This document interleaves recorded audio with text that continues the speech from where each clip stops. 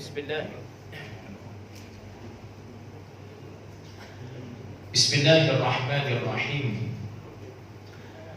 Assalamualaikum warahmatullahi wabarakatuh. Alhamdulillahi rabbil alamin. Wassalatu wassalamu ala rasulina al-amin al-mustafa rasulillahi sallallahu alaihi wasallam wa ala alihi wa ashabihi wa man tabi'ahum bi ihsanin ila yaumiddin, amma ba'du. Yang berusaha mengurusi madrasah Nurul Huda serta ahli jawatan kuasa, imam-imam, ustaz-ustaz, ibu-ibu, bapak-bapak, hadirin dan hadirat, muslimin dan muslimat yang dirahmati oleh Allah Subhanahu wa ta'ala. Alhamdulillah, pertamanya marilah kita merafa'kan kesyukuran kita kepada Allah Subhanahu wa ta'ala, kerana dengan taufik dan hidayah, inayah dan bantuan daripada Allah Subhanahu wa ta'ala,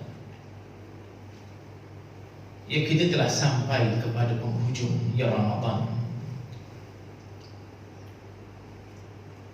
Ya malam yang ke-29, ya malam ini, ya kita melakukan ibadah qiyam.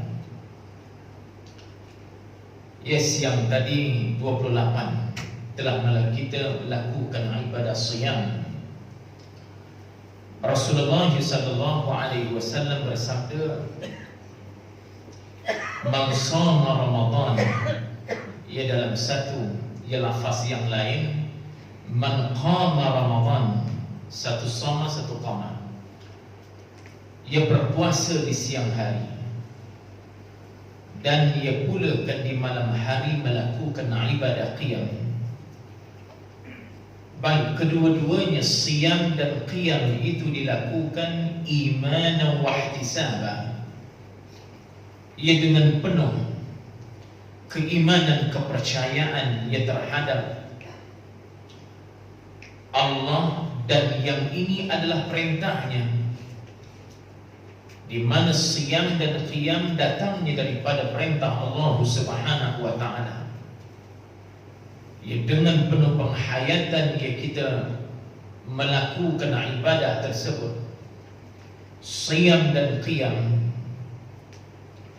wahtisaba, ya, dan dalam keadaan melakukan muhasabah, ia menghitung ya segala ganjaran yang akan dianugerahkan oleh Allah Subhanahu wa ta'ala. Lakukan ya muhasabah ya terhadap amalan yang kita lakukan. Baik, jika sekiranya dilakukan dengan kerana ini, iman wa ihtisaba, ghufira lahu ma taqaddama min dhanbi. Allah Subhanahu wa ta'ala akan mengampuni dosa kita yang telah lalu. Mudah-mudahan kita termasuk dalam kalangan orang-orang yang mendapat maghfirah Allah Subhanahu wa ta'ala, ia dan berjaya bebas ia daripada api neraka Allah Subhanahu wa ta'ala. Allahumma ja'alna min utaqaika minan nari fi hadha syahr mubarak. Ya Rabb, jadikan kami ya Rabb dalam kalangan orang-orang yang mendapat pembebasan daripada api neraka-Mu ya Rabb di dalam bulan yang mubarak ini ya Rabbal alamin. Baik ibu-ibu dan bapak-bapak yang dirahmati oleh Allah, ulama kita mengatakan al-umuru bi khawatimiha. Apa juga pekerjaan ibadah yang kita lakukan, ya semua yang perkara-perkara yang kita lakukan yang menjadi perhitungan di sisi Allah Subhanahu wa ta'ala ialah pada kesudahannya. Kita telah berada dan sedang berada di penghujung yang di bahagian penutup ini. Jadi hitungan Allah Subhanahu wa ta'ala siapa yang berjaya ia ke garisan penamat. 28, 29 sampai 30 sehingga tenggelam matahari. Itu yang menjadi perhitungan. Maka perlu perlu ada dalam minda kita, ya Rab, akhirkan kami ya Rab Ramadan ini dengan penyudahan yang terbaik ya Rab, dengan penyudahan yang cemerlang. Mana kita kena pastikan kita tidak meninggalkan masjid dan surau kita melainkan sehingga tamat ya Ramadan. Kerana apa juga perhitungan ialah Allah Ta'ala hitung ia di penghujung. Mudah-mudahan biar husnul khatimah, ia baik kesudahan kita. Apabila baik kesudahan Ramadan kita, insya-Allah Ramadan akan menjadi madrasah yang melahirkannya hamba-hamba yang bertakwa. Ini yang kita selalu baca di akhirnya pensyariatan ini, la'allakum tattaqun. Baik, peringatan ataupun tazkirah yang pertama ialah pastikannya minda kita tidak dipengaruhi dengan Aidul Fitri lagi. Macam mana? Jangan dengar lagu raya lagi kau ibu. Kalau dengar lagu raya kau ibu, kita akan ingat nasi. Kita akan ingat kuih raya. Ya kaum bapa pula dia ingat buluh lemang, tak cari lagi. Dan pelbagai kalau kita dengar lagu raya, kita jangan ikut orang tak mengaji. Orang tak mengaji dia dah raya dah sekarang ni. Lagu raya macam-macam lah. Jadikan manusia ni kan dia banyak dipengaruhi oleh persekitaran dia. Bila persekitaran ngajak kita raya, kita tinggal dalam Ramadan. Jadi alhamdulillah, hebatnya Nurul Huda penuh. Maksudnya kan sampai penghujung. Insya-Allah Allah Ta'ala akan kurniakan husnul khatimah, kesudahan yang baik Ramadan kita. Ini menjadi harapan. Baik, satu. Yang kedua, kita terpaksa juga sebut juga raya ni sikit. Tapi kan jangan kenang raya lagi. Macam mana ustaz ni? Ini kontradik ni.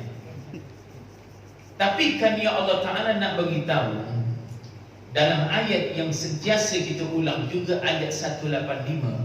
Di akhir ayat Allah Ta'ala sebutnya kita nanti berhari raya.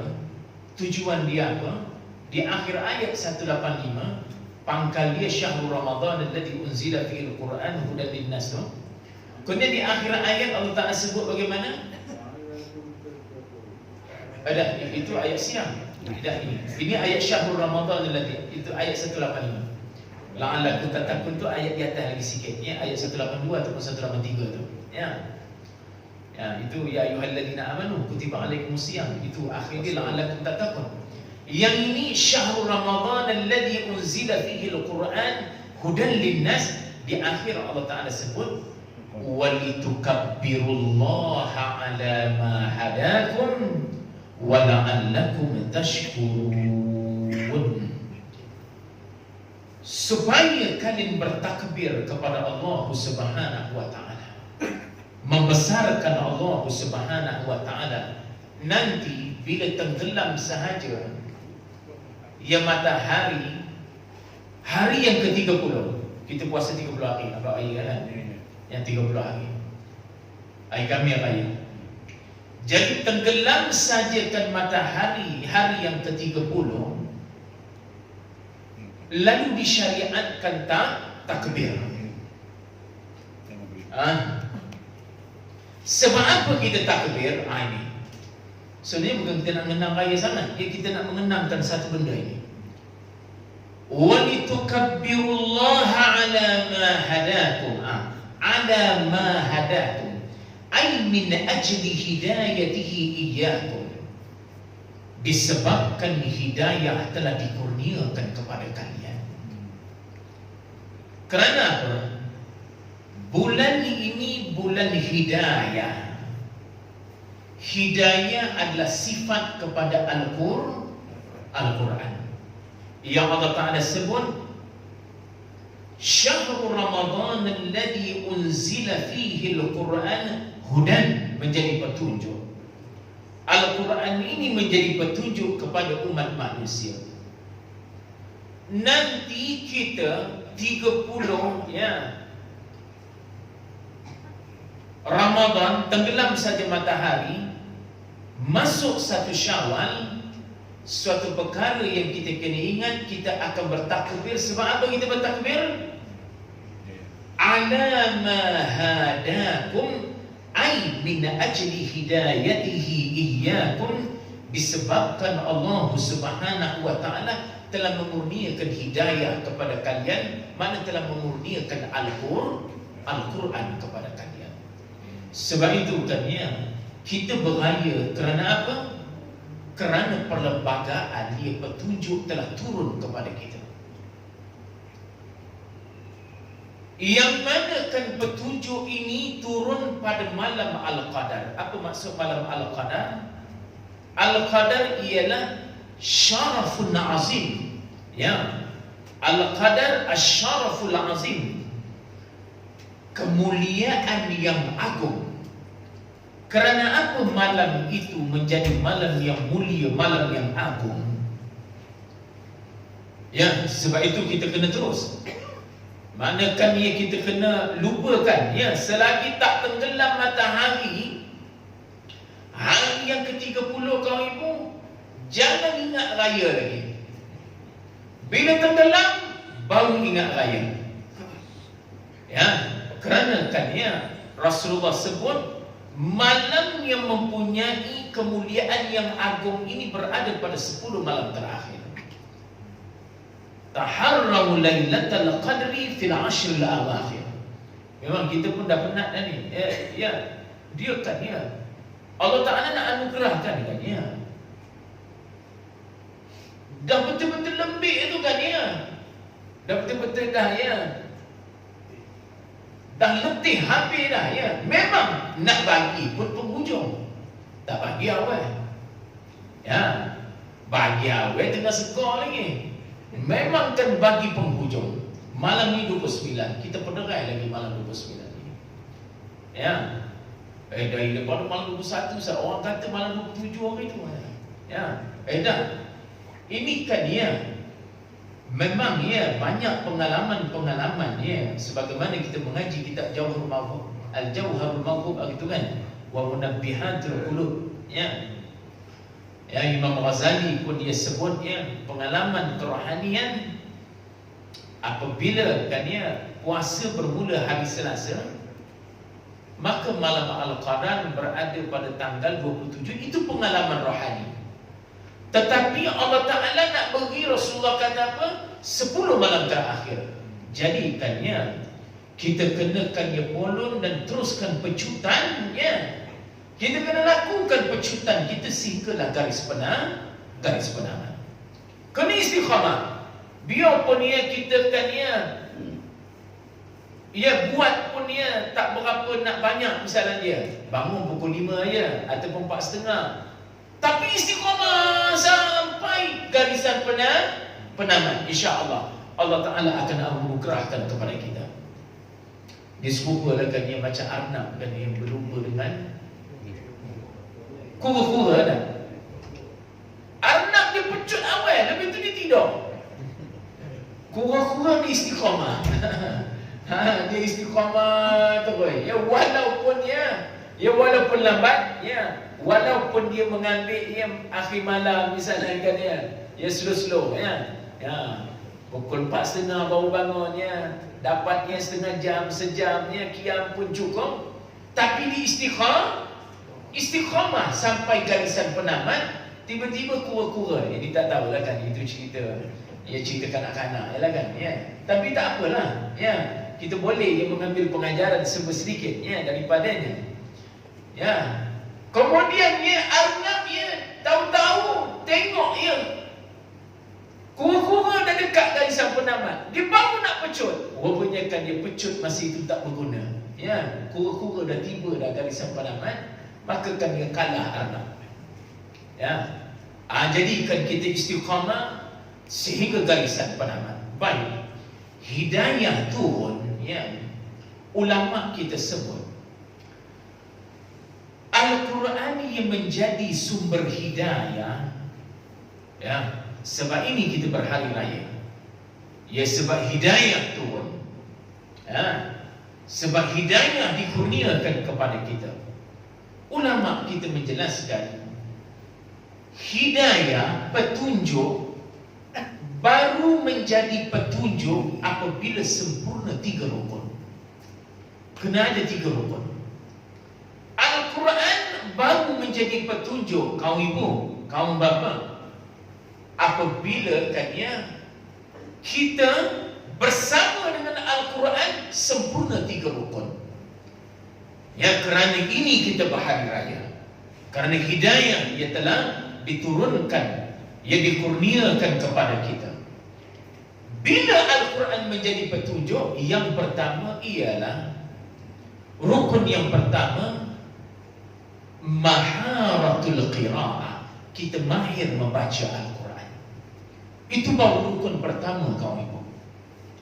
Mahir baca, boleh baca Al-Quran dengan baik. Ya. Tapi jangan berhenti boleh baca, tak selesai. Rukun pertama tak selesai. Dia 3 rukun ni satu package, baru dia jadi hidayah. Rukun yang kedua, setelah mana mahir baca, kita melangkah ya kepada rukun yang kedua, maharatul fahmi. Ada kemahiran dalam memahami Al-Quran. Manakala dia tak selesai Quran ini menjadi hidayah kalau sekadar boleh baca. Dia kadang-kadang kan orang kita Melayu ni kan tadarus dia daripada budak sampai ke tua, setakat membetulkan baca, betul tak? Kita banyak itu je tau, tak selesai kau ibu. Ya. Kalau setakat kan dia had baca, tak selesai lagi Quran itu sebagai hidayah. Mesti kan dia melangkah ya kepada maharatul fahmi, kemahiran untuk faham. Ya, so itu musuh-musuh Islam. Kalau kita baca je Quran, dia tak marah. Dia marah kalau kita baca dia. Baca lah berapa. Ya.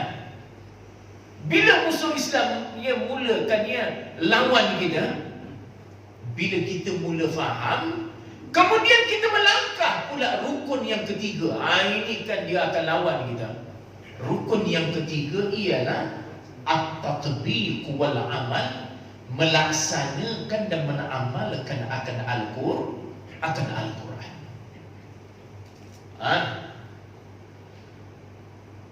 Berapa rukun hidayah kau ibu? Rukun hidayah ada 3. Dan ketika mana kita berinteraksi dengan Al-Quran, jangan berhenti pada rukun yang pertama. Ya, ya, bab-babnya baca Quran ni kan saya tengok kaum ibu ya ke depan. Ya, malam tadi ya kami khatam Al-Quran ya, kalau dekat surau kami ya, majlis khatam malam tadi khatam. Tengok kaum ibu juga ke depan. Ya, bab-bab khatam Quran ni. Ya. Tapi ya, tak apa. Ya, khatam Quran alhamdulillah, kita telah menyelesaikan rukun pertama, baca. Ya. Tetapi Al-Quran baru menjadi hidayah apabila 3 rukun ini mesti berada dalam satu package, baru dia menjadi hidayah. Kalau rukun pertama belum lagi hidayah kaum ibu. Baru orang perempuan nama hidayah baru. Ya, ataupun surau Nurul Huda, baru nama surau baru Huda. Ya, Hudan linnas. Ya, hidayah ataupun hudan. Nurul Huda tu cahaya petunjuk, cahaya Al-Quran. Ya, kau main surau ni. Ya. Nurul Huda, mana Nurul Quran, mana cahaya Al-Quran. Percaya betul, petunjuk. Tapi kan mesti 3 rukun ini kan ya, mesti berjalan sekali. Baik, saya nak buat satu contoh lah. Kalau kita nak keluar lah ya, ke jalan raya. Kerana di jalan raya tu kan ya banyak petunjuk jalan. Petunjuk dia kat nama kan? Signboard. Petunjuk jalan. Ya. Baik.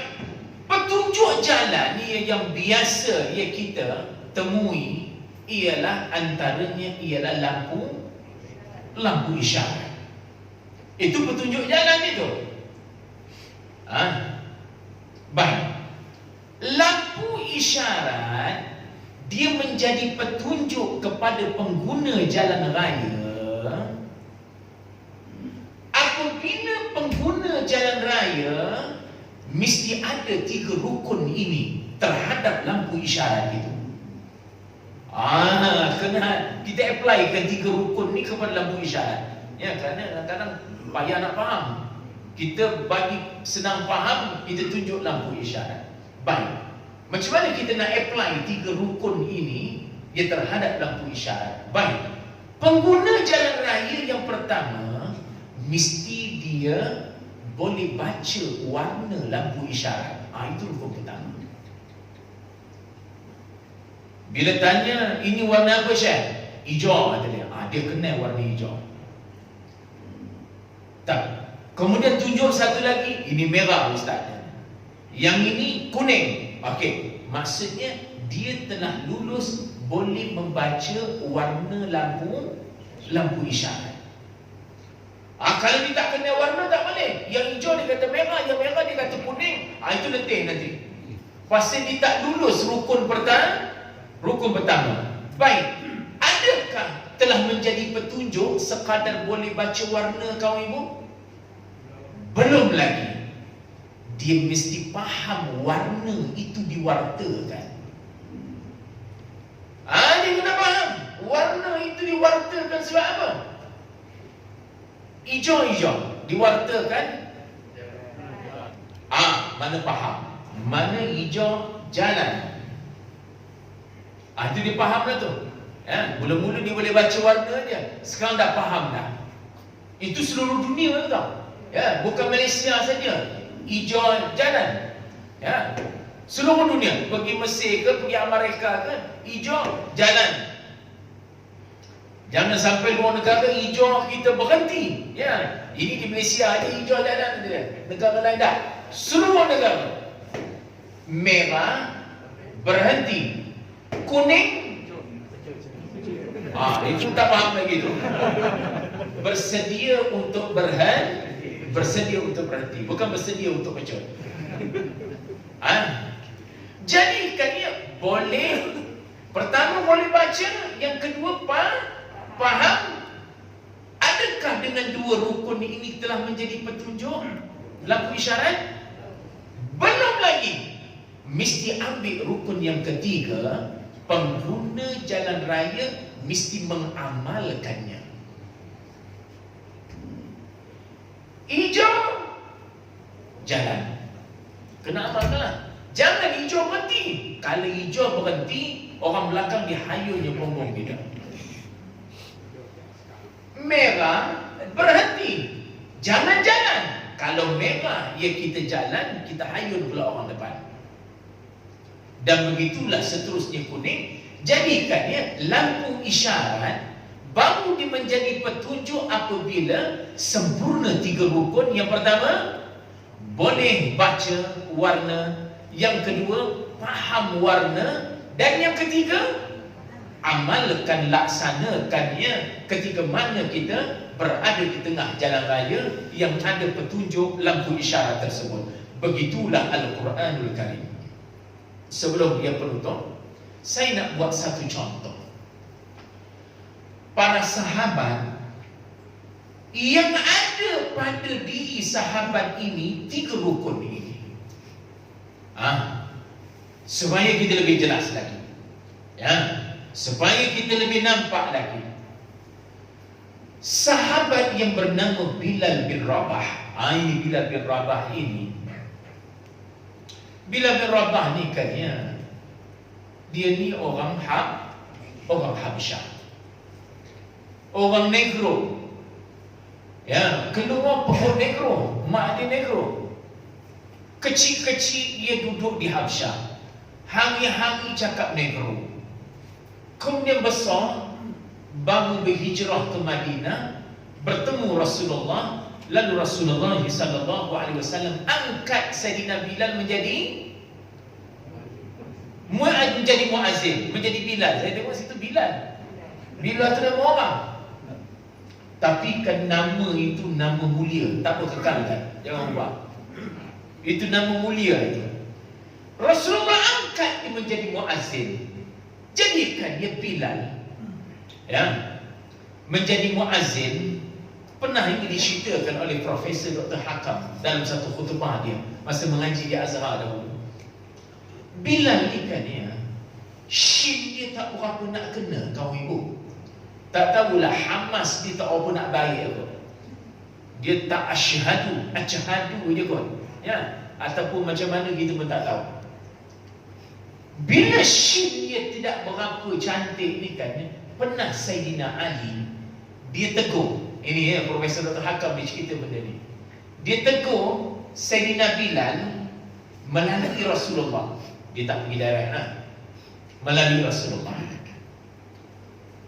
Ya. Tapi Rasulullah angkat Sayyidina Bilal sebagai muazzin. Rasulullah tak tahu kesyir Sayyidina Bilal. Rasulullah angkat dia menjadi Bilal, menjadi muazzin. Kemudiannya apa yang dilihat oleh Rasulullah sallallahu alaihi wasallam, yang pada Sayyidina Bilal itu bukan sekadar baca Bilal itu, sebutan shin Bilal itu, tetapi yang Rasulullah lihat fahamnya Bilal terhadap Islam, sehingga kan dia tapak kaki dia kedengaran di dalam syurga Allah Subhanahu wa taala. Fahamnya Bilal ya, dia boleh baca, cuma tak adalah makhraj di rupa orang Arab. Sayyidina Ali boleh lah, dia keluar pohon Arab, dari kecil cakap Arab, hari-hari cakap Arab, sampai besar dia orang Arab. Kemana? Ya. Kita kan dia keluar pohon parit, kecil-kecil cakap parit, mikir. Ya. Jadi kan dia bila kan dia memanglah kalau dia baca Quran tak adalah bunyi Arab, bunyi parit. Okeylah tu. Bila kan dia pasal dia orang parit ataupun dia keluar pohon Jawa, hari-hari cakap Jawa. Biasalah. Ya, walau darling sikit tu kan dia biasa.